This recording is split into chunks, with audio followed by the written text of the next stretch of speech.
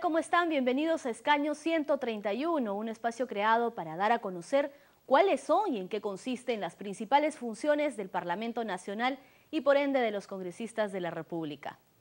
Hoy vamos a hablar sobre la función de legislar, sobre el proceso legislativo y sobre las propuestas que existen para hacer seguimiento y la evaluación del cumplimiento de las leyes. Esto con la finalidad de hacer mejores normas y también más eficientes. A la fecha, el Congreso peruano ha aprobado más de 30.000 normas y algunos especialistas parlamentarios consideran que una sociedad en permanente transformación requiere también de leyes que se vayan adaptando a sus necesidades y a sus realidades. Hoy vamos a hablar sobre este tema con el parlamentario Alberto Bengolea y luego con el constitucionalista y ex senador de la República, Enrique Bernales Ballesteros. Esto es Escaño 131, vamos a regresar tras una pausa.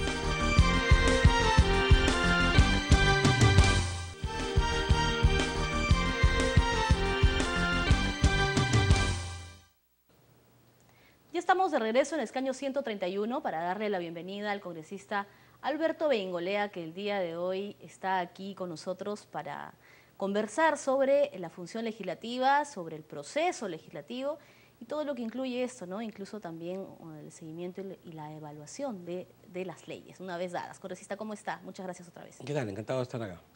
Bien, sí. Aquí en Escaño 131, por lo general, vemos las funciones parlamentarias. Y en esta edición estamos viendo lo que es la función legislativa. En qué consiste el proceso legislativo y dónde termina el proceso legislativo. Qué tan factible es la evaluación o hacer seguimiento a las leyes, las cuales queremos saber si está inmerso eso en la función que ustedes realizan como parlamentarios. A ver, lo que pasa es que, si te entiendo bien, el tema planteado es dentro de la formación de las leyes y la promulgación de las leyes, y es que esto alcanza una evaluación posterior de las leyes. Así es. Es decir, cómo es que estas se desarrollan en la sociedad. Entiendo que hay diferentes posiciones al respecto. No existe ciertamente en el Congreso de la República Peruana un ente o una oficina encargada de hacer una evaluación de las leyes. Existe una comisión, una vieja comisión, que tuvo como tarea, y en algún momento se cumplió con mucho rigor, la de tratar de encontrar digamos, tantísimas leyes que ha dado el Congreso peruano desde el comienzo de su existencia, aquellas que no tenían sentido y comenzar, pues, a, si se quiere, darles de baja, ¿no? O sea, a la fecha son como 30.000 leyes. Exacto. Las Entonces, aprobadas. comenzar, pues, a decir, bueno, estas de acá no tienen sentido, tratar de ordenar un poco lo mucho que se ha promulgado desde el inicio del Congreso peruano. Pero eso no es, pues, un trabajo de seguimiento del cumplimiento de las leyes.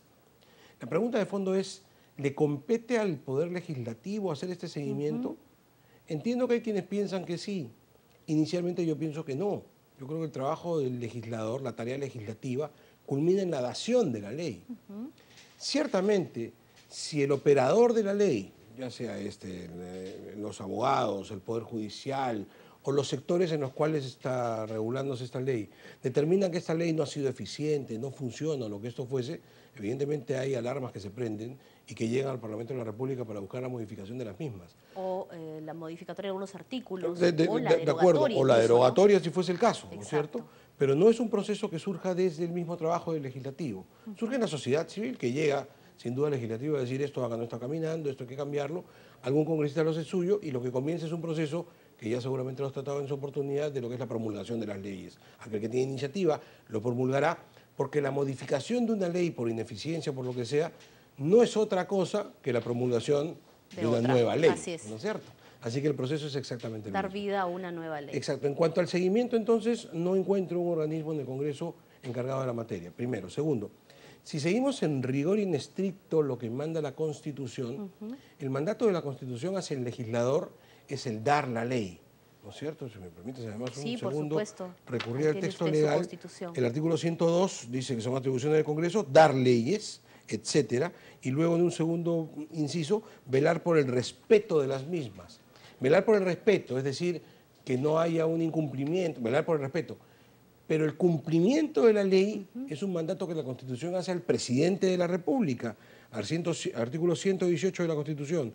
Corresponde al presidente de la República cumplir y hacer cumplir, entre otras cosas, las leyes. Es decir, que es al presidente de la República al que le compete ver si se cumplió o no con el objetivo de la norma. Ciertamente nadie está pensando que sea el presidente de la República en persona quien haga un seguimiento de estas 30.000 leyes. Me imagino que cada uno del sector, el sector en referencia, exactamente, ¿no? es el Poder Ejecutivo, Sí. entonces, quien tendría la tarea de hacer cumplir las leyes a partir del primer mandato de cumplimiento, que no es otra cosa que la promulgación del presidente de la República.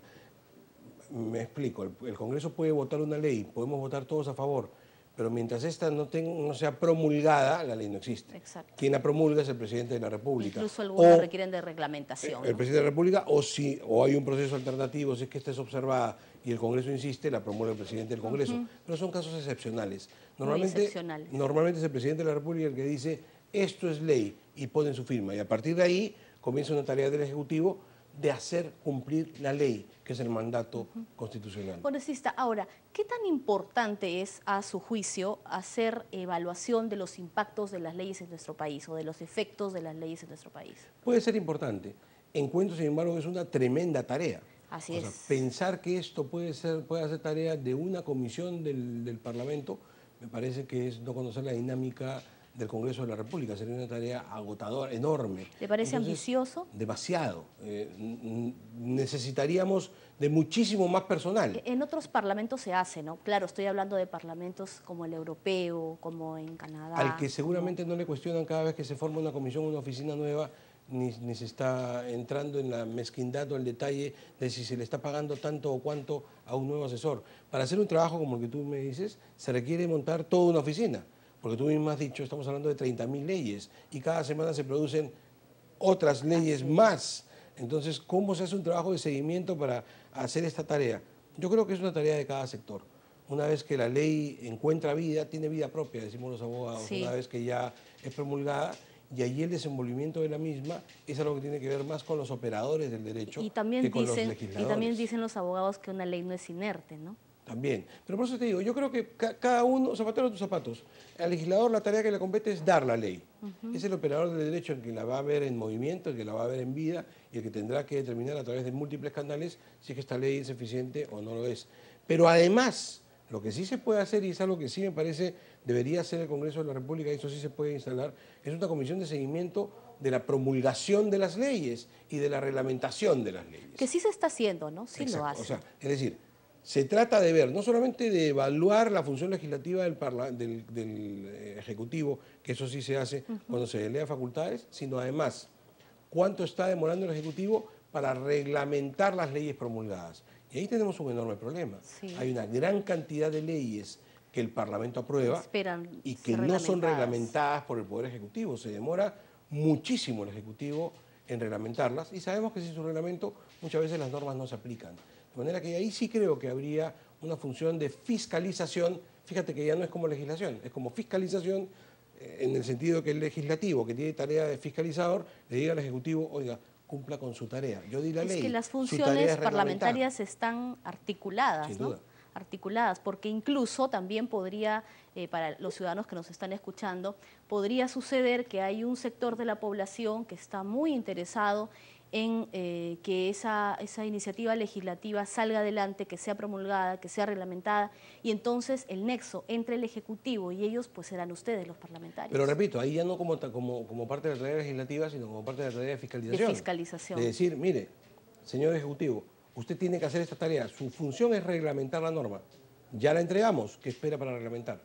Hay que fiscalizar la tarea del Ejecutivo. Entonces, yo veo esto más como una tarea de fiscalización que como una tarea de legislación. Entonces tendría que hacerlo, como usted bien lo ha planteado, cada uno de los sectores, de acuerdo pues a cada rubro, ¿no? Por que cierto, pertenezca. que es una posición, es un Claro. punto de vista. Seguramente hay puntos de vista diversos. Hay autores que más bien creen que la función del legislativo de legislar no culmina con la dación de la ley, sino que hay que continuarla en el observatorio de vida de la ley. Yo creo que eso es demasiado ambicioso.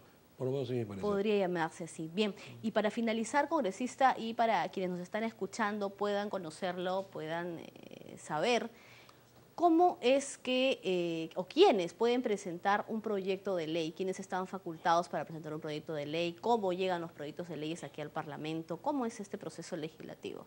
El proceso legislativo también está mandado en la Constitución. Voy a buscar el artículo correspondiente, pero básicamente los principales que tienen facultades para presentar leyes son los congresistas. Cualquier congresista de la República, cualquiera de los 130, tiene por sí mismo facultad para presentar una ley, un proyecto de ley, perdón. Por cierto que ya reglamentado este derecho, y hay algunos que lo critican, se dice que para que este proyecto de ley comience a tener vida requiere de la firma de 6 congresistas. En este ¿No es caso, cierto? De la bancada se entiende, pero requiere al menos de 6 congresistas firmantes para que comience el proceso operativo. Hay quienes critican este proceso. Yo podría encontrarme entre los críticos teóricos del proceso, porque eso estaría recortando lo que la Constitución dice. La Constitución dice los congresistas tienen derecho a iniciativa en la formación de las leyes. No te dice que tenga que ser un número mínimo, podría ser uno solo. Pero para no entrar en teoría y en discusiones teóricas, quedémonos primero en decir, los congresistas tienen iniciativa legislativa. ¿Quién más tiene iniciativa legislativa? El presidente de la República. El presidente de la República tiene iniciativa legislativa. No solamente tiene iniciativa legislativa, sino que además, cuando el caso lo amerita, según dice la Constitución, tiene prioridad su proyecto sobre otros proyectos. Y también pueden pedir la delegación de facultades a través de esas. También, ciertamente. Esa es una materia distinta. Puede pedir al Congreso de la República que le delegue facultades. También en lo que le es propio, tienen, o sea, en su propia materia, hay instituciones públicas autónomas que tienen facultades legislativas, ¿no es cierto?, en lo que le respecta a sí mismo. Todo eso está perfectamente establecido en el capítulo correspondiente, que es el capítulo tercero de la Constitución Política. De la Constitución Constitución Política del Estado. También se pueden estar preguntando un número determinado de ciudadanos, todos reunidos, tienen también facultades o la posibilidad de solicitar que se apruebe una ley, ¿no? Porque se ha visto, ¿no?, que iniciativas ciudadanas han llegado acá al Congreso y, bueno, ha seguido todo el procedimiento hasta... Antiguamente el número de ciudadanos era establecido en la Constitución. Hoy día la Constitución hace una referencia a la ley y dice que el mismo derecho lo tienen los ciudadanos ejerciendo el derecho de iniciativa conforme a ley. O sea, nos remiten una ley para tener el número de ciudadanos. También tienen iniciativa legislativa los colegios profesionales, por ejemplo, que pueden presentar, los gobiernos locales, los gobiernos regionales, las instituciones públicas autónomas. Todos ellos tienen iniciativa legislativa. Siendo sinceros, ¿las iniciativas ciudadanas han llegado a buen puerto, a buen fin, que usted recuerde? Yo no recuerdo ninguna en este momento que haya tenido esa posibilidad, pero probablemente por un tema práctico, ¿no? ¿La del FONAVI? Sí, pero probablemente por un tema práctico, que es el siguiente. O de repente por falta de información también. No solamente por falta de información. Reunir miles de firmas no es una tarea sencilla, es una tarea complicada. Es mucho más fácil llegar a un congresista, a cualquiera de estos, los congresistas representan a la nación, hacerle ver tu causa, convencerlo y el congresista hace suyo el proyecto. Con que un congresista firme, comienza el procedimiento. ¿Se ahorran el trabajo? Me da la impresión que es mucho más práctico. No estoy con esto negando el derecho ciudadano.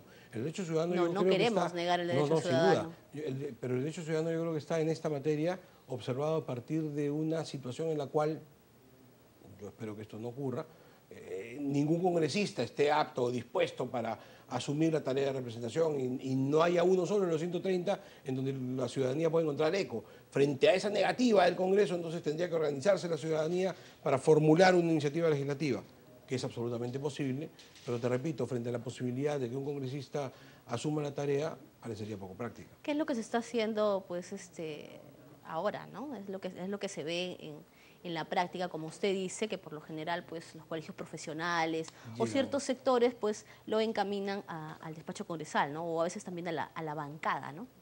Que es una manera práctica de poner en funcionamiento esta rueda de formación de leyes, ¿no? ¿Qué hacer congresista con la producción legislativa entonces? ¿Cómo mejorarla? A veces tan cuestionada, tan criticada por aquellas normas llamadas declarativas, ¿no? Ya para terminar, ¿no? Sí. Sí. Yo soy un crítico de las normas declarativas. En algunos casos pueden ser importantes, pero yo creo que en la mayoría de los casos no lo son. Y lo peor no solamente es que no lo sean, sino que además encuentran una priorización en la agenda del legislativo que yo critico. Yo soy un crítico en esta materia. Creo que hay temas súper importantes. Por ejemplo, cuando yo era presidente de la Comisión de Justicia dejamos listo el Código de la Niñez y la Adolescencia. Hasta ahora no se debate. Dejamos listas reformas al Código Civil. Hasta ahora no se debaten. Temas trascendentes, leyes trascendentes que hasta ahora no se debaten.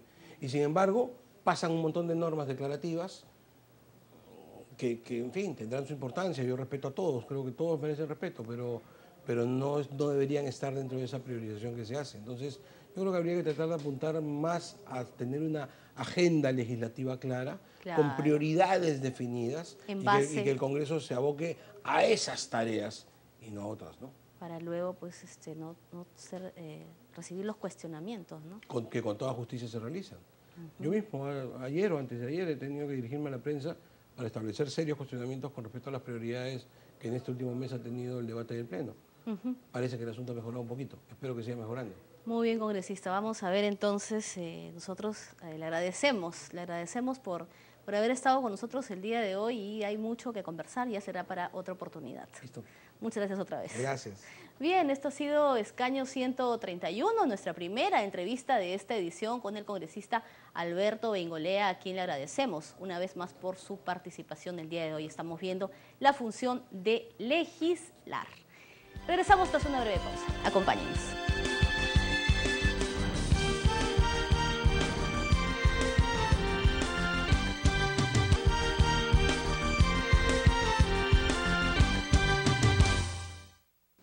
Regresamos a Escaño 131 para dar la bienvenida a nuestro segundo invitado de esta edición, en la que estamos hablando sobre la función legislativa, el proceso legislativo y qué posibilidades hay de hacer una evaluación a la legislación en el Congreso peruano. Está con nosotros ya el constitucionalista, reconocida trayectoria y ex senador, a quien le damos la bienvenida al doctor Enrique Bernales. ¿Cómo está? Gracias por la presentación y muy buenos días. Bien, como le estaba mencionando, entonces estamos viendo estas propuestas que existen para ver si el proceso legislativo termina efectivamente pues, en la promulgación de la ley y como en algunos otros países se hace y como algunos especialistas parlamentarios también proponen, si es que sería factible o no hacer seguimiento, hacer evaluación de, por ejemplo, los efectos o los impactos de las leyes que se aprueban en el Congreso peruano. ¿Cuál es su punto de vista? Bueno, usted sabe que una ley surte sus efectos desde el día siguiente de su promulgación, salvo que la ley señale fecha posterior específica. Pero por otro lado, el proceso de hacer la ley y por consiguiente la función del Parlamento termina en el momento que la ley se promulga. Más bien yo me atrevería a decir que el no cumplimiento de la ley no deja de ser visto por el Parlamento, pero a través de otra función que no es la legislativa, sino la del control parlamentario, ¿correcto?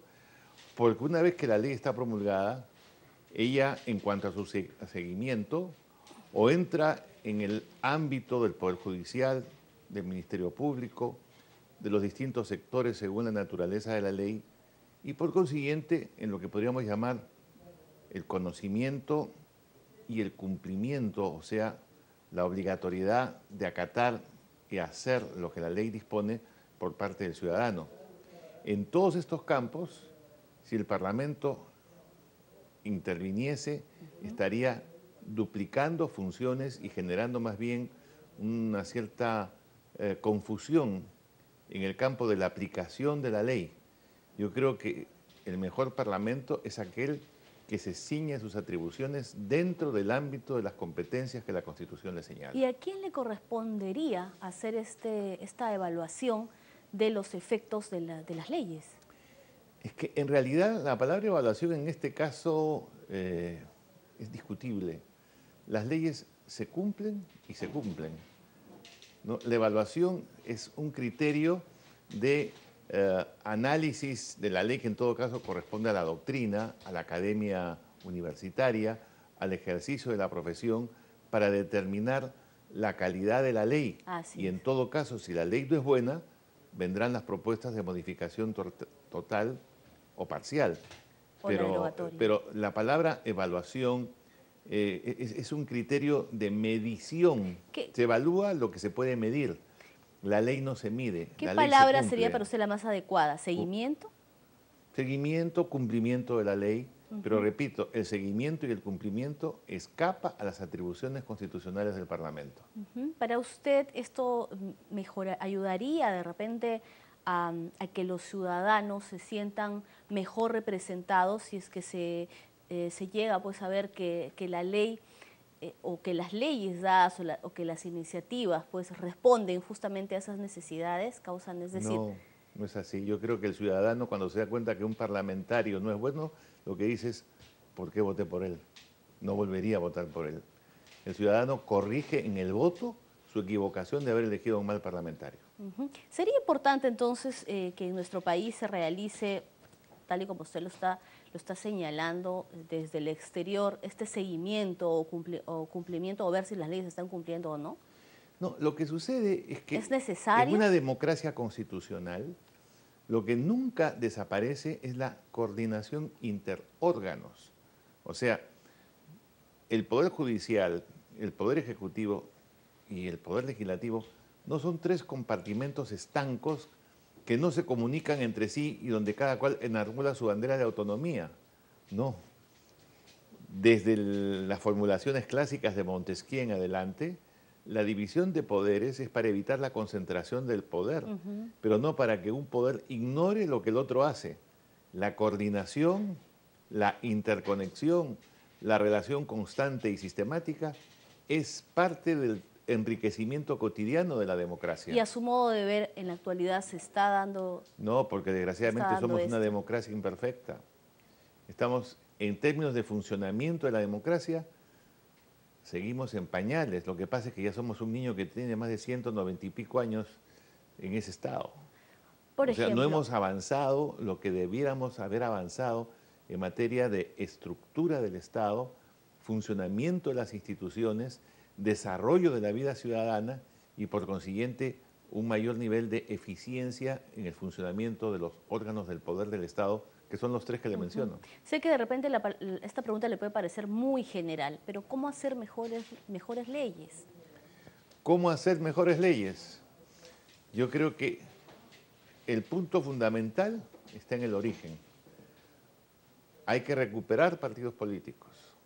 Hay que hacer que estos realmente sean los órganos que expresan y conducen la opinión ciudadana para componer en todo nivel del Estado, poder legislativo, poder ejecutivo, gobiernos regionales, gobiernos municipales, allí donde hay un principio de elección popular, el ciudadano sepa ver quién es el candidato, sepa escoger y por consiguiente votar mejor.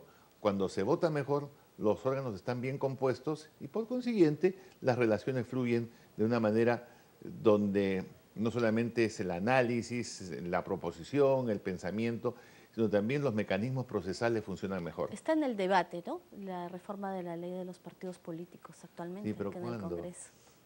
¿Cuándo? Porque ya la reforma de los partidos políticos debió ser tal vez una de las primeras leyes, debió darse en el 2011.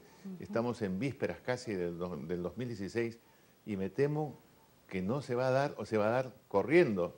Y una ley que se da corriendo es una ley que por lo general no sale buena. Esperemos a ver qué pasa. Uno de los mecanismos que se han creado justamente para supuestamente ver la calidad de las leyes aquí en el Congreso es la segunda votación, pero un poco los rankings de lo que se ve en la actualidad es que hay mucha exoneración de esta segunda votación justamente. Yo en eso voy a ser muy sincero, tal vez porque he sido senador, pero eso de la votación segunda es una broma de mal gusto, porque por lo general todos los parlamentos que tienen ese mecanismo también tienen el otro que permite la exoneración de la segunda votación, ¿no? Porque además, si es el mismo órgano el que vuelve a votar, la posibilidad de una segunda reflexión no se da. Ha sido en su origen un intento de decir, no es necesario el Senado porque va a haber segunda votación. Y sabemos que eso ha devenido en cero. En su experiencia y en los años que usted llevó en el Congreso, ¿cómo funcionaba el tema de la dación de leyes, el tema de elaborar el proyecto de ley primero, el proceso legislativo? Mire, en términos generales funcionaba no perfecto, pero bastante bien.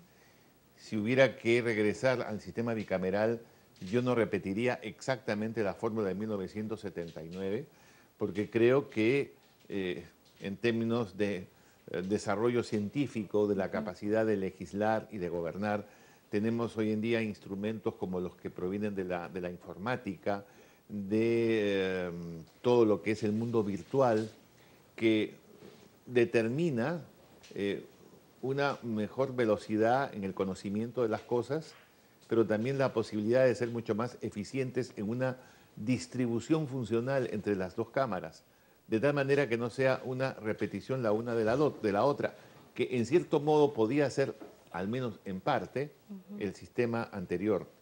Pero déjeme decirle que en realidad no solamente la Constitución actual, sino incluida la del 79, la precedente del 33, el Parlamento en el Perú ha cambiado muy poco. Seguimos teniendo uno de los parlamentos más antiguos del mundo en sentido de organización. Nuestro Parlamento es decimonónico y estamos en el siglo XXI. Son 192 años del Parlamento Así Nacional. es, entonces es evidente que algunas cosas tienen que cambiar. Por ejemplo, ¿no? Recoger la reflexión, en la reflexión, las experiencias del derecho comparado. Por ejemplo, en Estados Unidos, el representante en realidad se dedica más al ejercicio de la representación y la elaboración legislativa la deja a cargo de los cuerpos de asesores, ¿no es cierto? Pero ¿quiénes son los asesores? Los mejores economistas, los egresados de Harvard, de Columbia o de Yale, ¿no? Que ingresan por concurso y no por señalamiento partidario a los departamentos de asesoría jurídica y donde pueden hacer análisis interdisciplinario.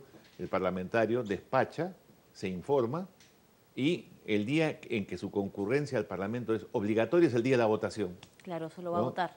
Pero aquí todavía seguimos pensando que la oralidad, ¿no? Y el debate en el Pleno es lo que resuelve y determina la sabiduría de las leyes. Bueno, eso es justamente lo que yo califico de decimonónico. Es otra realidad. Es seguir pensando en el siglo XIX cuando estamos en el siglo XXI. Para redondear entonces, llegamos al mismo punto en el que un Senado podría mejorar la calidad de las leyes. ¿Y cómo tendría que ser este Senado, este nuevo Senado, en una nueva época, con nuevas tecnologías, donde pues mire, todos corremos a la velocidad del Internet, ¿no? Así es. Las redes sociales. Yo creo que puede ser mejor si, por ejemplo, el Senado solamente se encarga de la revisión de las leyes más importantes, las leyes orgánicas, las de desarrollo constitucional, las de defensa de los derechos fundamentales, presupuesto, cuenta general y reforma de la Constitución. Ahí hay todo un ramillete de leyes sustantivas, pero las leyes ordinarias, que no son de rango menor, sino que por su importancia no necesitan un sistema de aprobación bicameral, quedan en diputados. Por otro lado, yo diría que la iniciativa parlamentaria debería quedar exclusivamente en la Cámara Grande, la Cámara de Diputados o Congreso, como le vamos a llamar, y la revisión de las leyes, de estas que he mencionado, sería el trabajo legislativo fundamental del Senado. De esta manera se aceleran los procesos, se diferencia por la naturaleza de las cosas y yo creo que el país puede ver una estructura parlamentaria mucho más moderna, mucho más dinámica y que entra a debatir como se merece las leyes más importantes. Doctor, muchas gracias. El tiempo nos ha ganado, ha quedado corto para conversar con usted. Siempre es un placer. Muchas gracias. Tenemos que despedirnos. Hasta la próxima. Hemos llegado a la parte final de esta edición de Escaño 131, en la que estuvimos viendo el proceso legislativo, la función de legislar y algunas propuestas para hacer seguimiento y evaluación al cumplimiento de las leyes en el Congreso peruano.